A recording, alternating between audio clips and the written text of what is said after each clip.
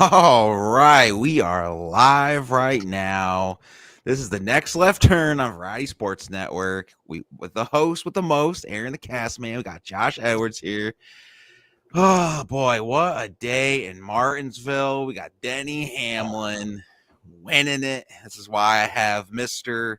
Rusty Wallace in the Kodiak car. Gets 55 wins, passes Rusty for 11th all time. I think ties What him. were your thoughts?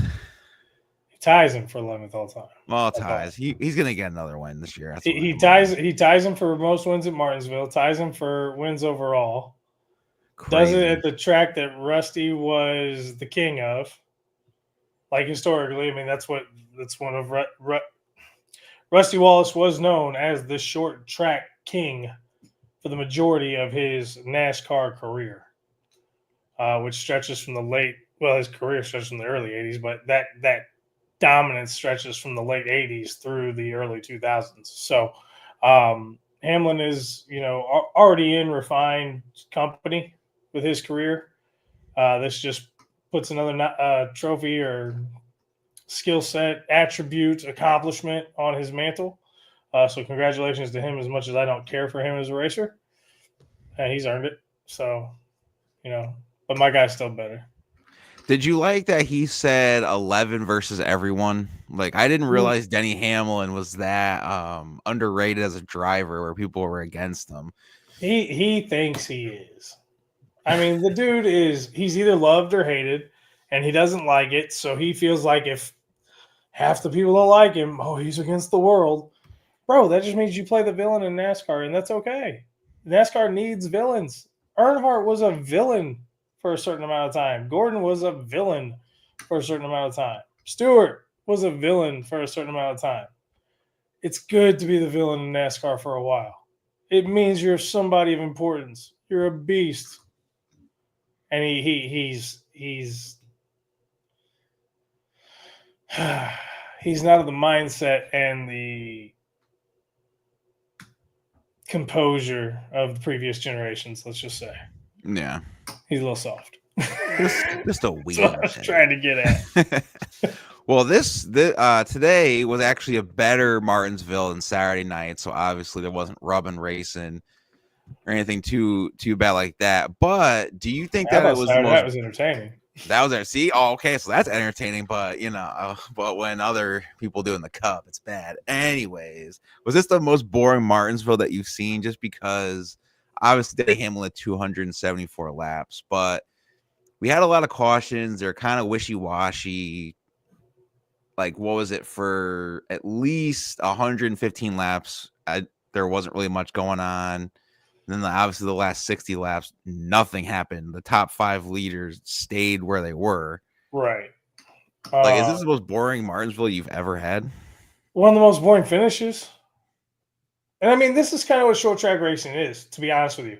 Either it's you're either banging it out and everybody's missing paint at the end of the race, or it was a clean race. Nobody got super aggressive. Everybody stayed in their lane and played it conservative. And you get these big stretches where you just get to work through the field because everything's stretched out. So, honestly, I kind of mentioned this before we started. I hate stage racing overall. Just I can't stand it. I think it's horrible. The only thing it provides, and it doesn't even provide it because you can have the overtime rule without having stages, in my opinion. But it takes out so much strategy. So especially on the road tracks and in the short tracks, I think they should eliminate stage racing altogether because tires and fuel is not as much of an issue in strategy as winter caution is going to come out and how it's played. It makes it more unpredictable. I think it adds to the race itself to get rid of the stage racing. And people who disagree with me, that's fine. This is just not my favorite era of NASCAR by any means. I much prefer it's 400 laps. We're racing 400 laps unless there's a caution. Go. Exactly. And we'll see you at the end. That's just kind of where I'm at with it. And I think the playoff format would work better that way, to be honest with you, because I think you just see the cream of the crop because you get rid of the stage. I think you'd see more of the cream of the crop naturally in the playoffs. And then you could formulate another rule where you take the top 12 and then you got 4 wild cards based on whatever other kind of criteria. Anyway, I'm not trying to fix the sport. I'm just saying I hate the stage racing. Fix it if you must. And I think that would help solve these kinds of endings at short tracks. Yeah, no, I definitely agree with you on that one. Changing up with the stage race, especially on short tracks. I mean, kind of really the only things that were happening with cautions was Josh Berry, battery problems. Yeah, I think he had after twice. Wallace drilled him. After, hey, it was a little outside. You know, that's you can't do that. You can't do that at Martinsville. But I think also too, I think you said it too before we started. It was just like the fuel racing and just kind of expecting a caution to happen on tracks like this. And just because they're in stages, it's like, okay, well, when can you pit when it's a green flag? We've seen it a few times. We even saw it where most drivers, they didn't really go in for the pits and they were still in like the top 15. Like they weren't chased up to the leaders. That was the first caution at like lap 33 or something. Yep. You had what I think it was 6 or 8 guys stayed out, and they picked up all that track position, and then they stayed up there the whole time because the tires and the fuel didn't matter in that short distance. The only thing I'll say is at least stage 3 for this race was over 50% of the race. That was the only thing that was right about it. Because it was like, what, 80 laps, 90 laps, and then it was the rest of the race. Yeah, because most of the drivers, they had 115 laps on their tires. And everything seemed to be fine. I mean, I believe the track was starting to get a little bit, not like slidey, but it was just kind of the grip was coming off a little bit, but it didn't really impact as much with like the last 70 to go. So it bothers me, man. It takes away from short track racing, in my opinion. Yeah, no, absolutely, and I agree too. Just because I saw a lot of like minor bumps that turned into something. Like obviously Ty Gibbs with Tyler Reddick, that was a little bump, and then caused into a caution. You had a few. I think Noah Gragson was part of one with Busher. Busher went over a little bit because he got bumped, which hit into Noah Gragson. Just like stupid stuff like that was happening in Martinsville. But Bubba Wallace though had a pretty good race. Is something going on with him? They just got to get it all put together. Is it a crew chief thing? No. He changed it this year. I don't think the crew chief is a problem. I think they just got to get it worked out. I mean, yeah. I'm looking at him to come on real strong with the second half of the season. Like, I think he's going to get into the playoffs this year and be hot going into the playoffs. I can see that just because he did miss it last year. But I think he'll choke. I think he'll get bounced at the end of the first round. I don't know. Because we've seen him take on when he feels pressure, he crumbles at first. But here's the thing about Bubba, and I've got my qualms with Bubba. Daryl. It's actually his name, by the way. It is. Because that's what I knew him. And I first saw him when he was a rook, and his name was Daryl. And I never saw him or anything. And then I didn't come back. And then a couple years later, I came out. Who's the Bubba Wallace? They're like, it's that black guy. And I was like, what are you talking about? They're like, that Daryl Wallace. I was like, Daryl Wallace is black? I didn't know that. Cool. I remember that high school commercial. I didn't know. I just had gone away and didn't know, and he changed his name. But no, he's there. He's there. But every time he gets crushed, he's come back stronger. So that's what I'm saying. I think this year, I think he gets hot in the second half. I think he makes a run into the playoffs, but I think he gets bounced. Probably because and when I say choke, I mean it more in the sense of he'll push too hard. He'll cause himself to spin out, DNF or, finish 18th or worse all 3 races or something, or get caught up and have some bad luck. But I think then next year's his year. I think that team's close. I really do. I can see that. And he did have 14 of the fastest laps today. So obviously Denny Hamlin was number 1 for fastest laps. He had 74 fastest laps, and Christopher Bell 21.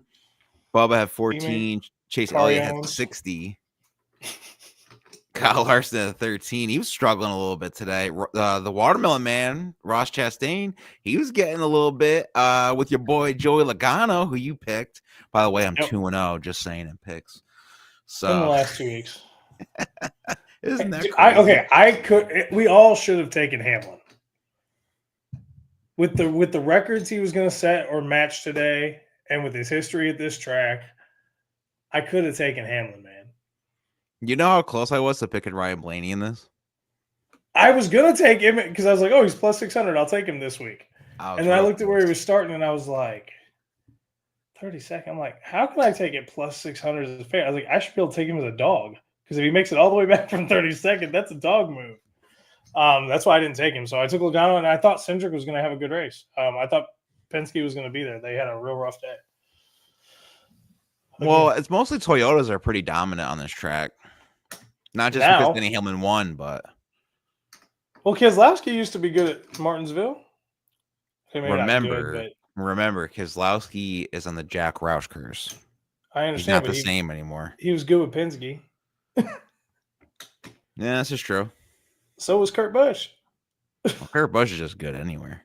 Well, yeah, that's true. Cindric's the worst driver Penske's had in the deuce ever since he's had the deuce. Wow. So Cindric's getting much better, to be honest. So yeah, he is definitely a little bit better. So since you're bringing that up, we're like what? We 6 races in. Do you have any concerned drivers so far? No, because so many guys are on new teams. So many guys are on new teams. I don't have anybody. Bowman's looked fine. I think Elliott's probably got to be the one who's most concerned. And then Rowdy. I think Rowdy just wants out. So I can't see him with RCR next year. I could see Hendricks going, come here, Rowdy. Chase, it was fun. See you, buddy. Wow. You're going to take out a NASCAR Cup champion for Hendrick, for Rowdy Busch, who was there originally. Let's not forget, he was there testing out the new cars for Jimmy Johnson, Jeff Gordon back in the day. You're going to kick out a 2020 champion? Just saying. Kyle Busch?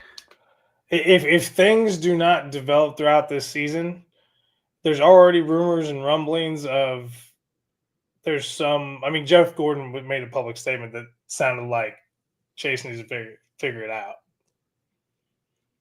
Well, I'm glad that I did, and I'm kind of glad that you said that because I didn't want to bring it up just because I am a Chase Elliott fan. So it looks like ever since the new next-gen cars, he's looked spaced out. He doesn't look interested.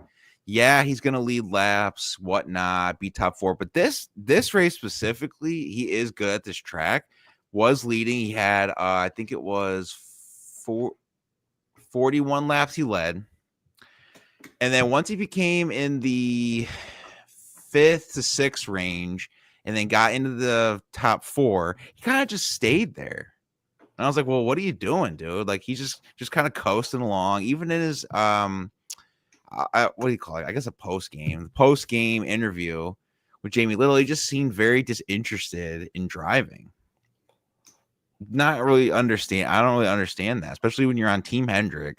It's one of the most dominant car cup owners, and you're acting very disinterested being a 2020 Cup champion. It doesn't really make much sense to me. Theory. Let's hear it. This is totally out of left field theory, but this is my theory. He wants the 3 car. No. I could have sworn that was it. He's bored. He's got all the best tech, all the best motors, all the best crews, all the best people. He knows he can win if he wants to, but you're right. He's disinterested. He's bored. The best thing for him in his career right now would be for him to get cut loose, go somewhere else, like go join Legacy. Oh, that'd be interesting. And go drive for Petty and Jimmy Johnson and build that team.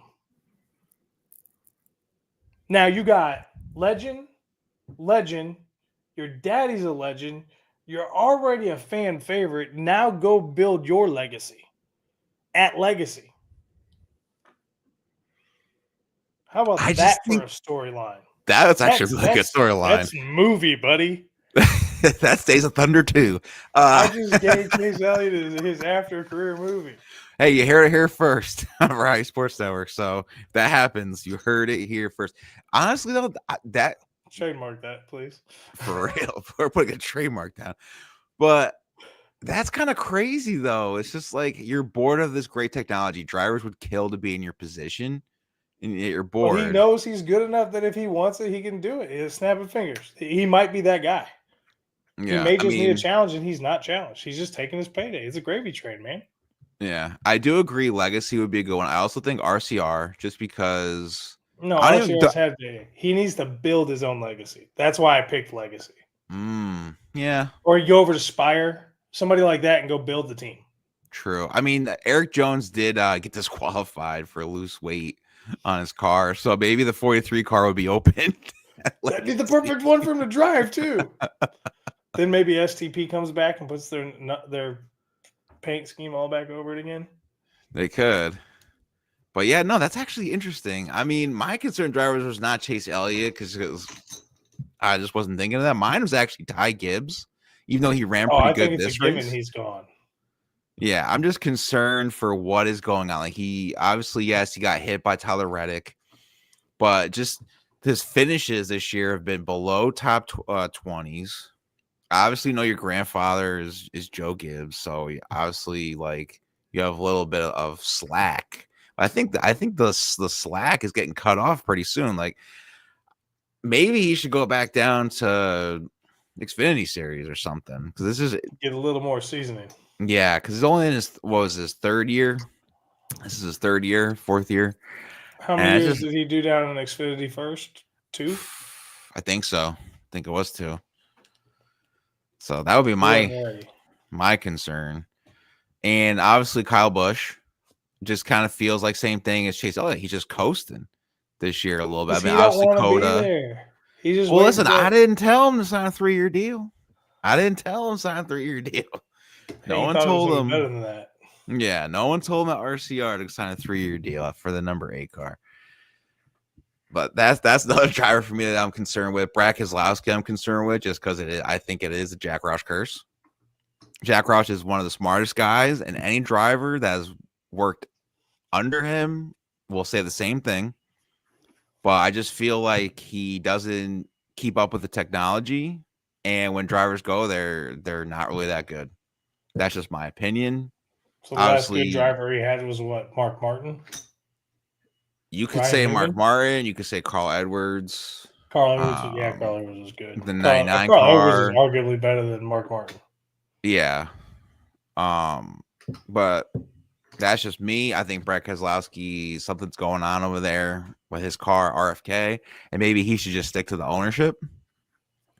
Maybe. I mean, he's in the ownership. Like it's not like he can really. I mean, he could walk away. I guess he could sell his shares. Yeah.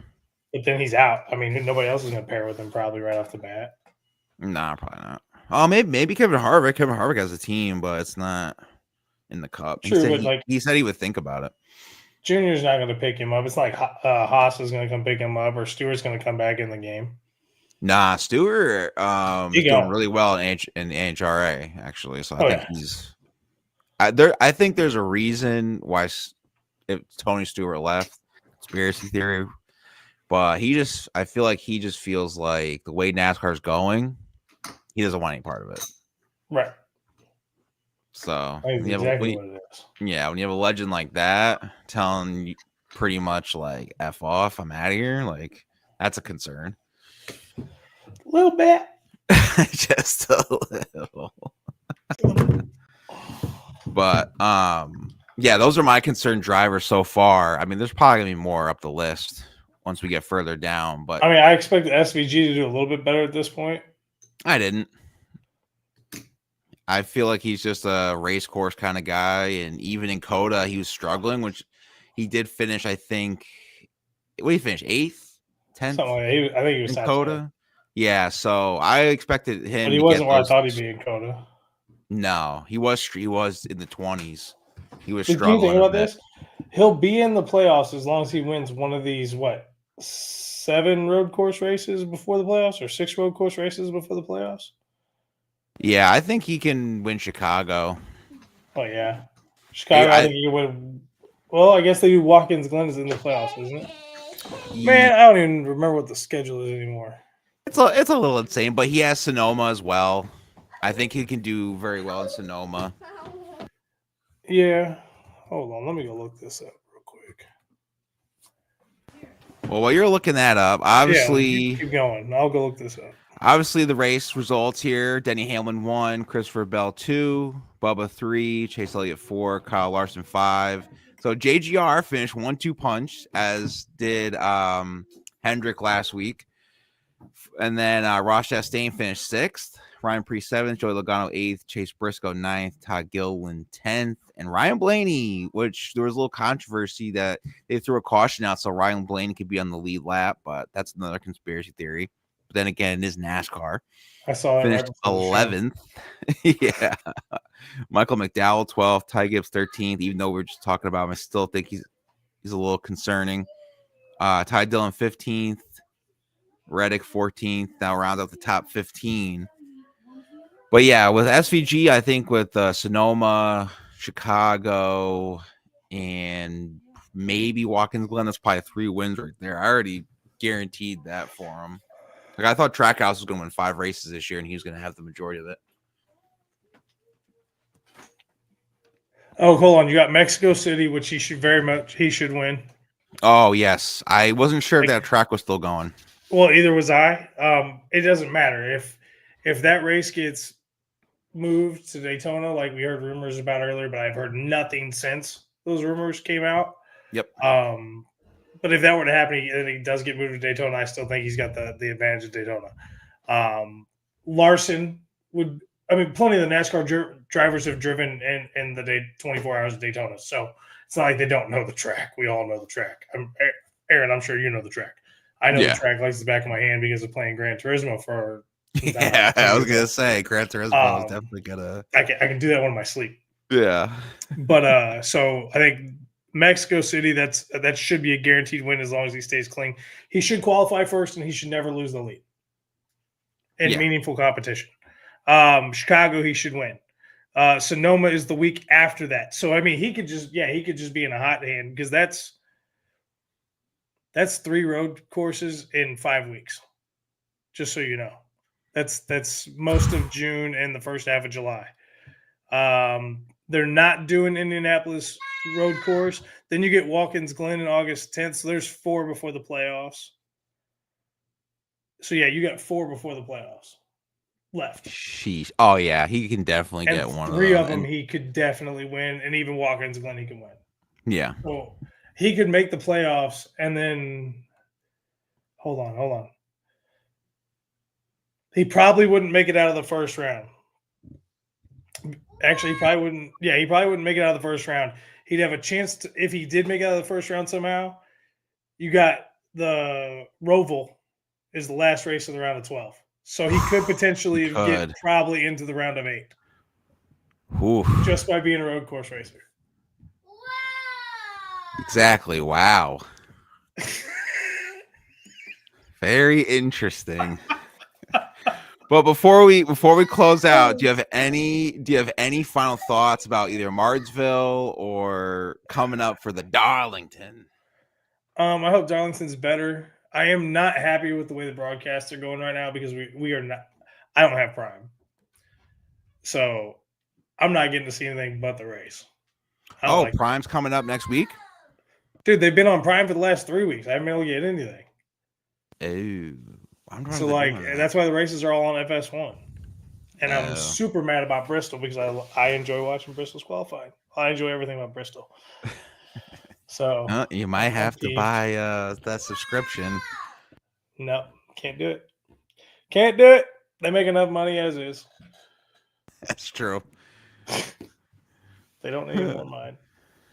Well, I'm gonna enjoy Darlington just because of the old paint schemes that are coming back. Still disappointed that Chase Elliott's riding with that Universe. They are my competitor at my job, and I did yell at my general manager why there's no Cintas paint schemes, but that's for another day. But I I'm thought sure there's Martinsville no wasn't like a bad. dirt cars. Yeah, for real. I thought Martinsville was a good race. Obviously, Denny Hamlin kind of controlled it all, but wasn't too crazy. The cautions weren't as bad as people thought it was. I mean, the only thing happened was Van Ginsburg lost a tire, and Josh Berry had some battery issues. Well, And no, I thought it Logano was a got pretty good taken race. out in the third stage.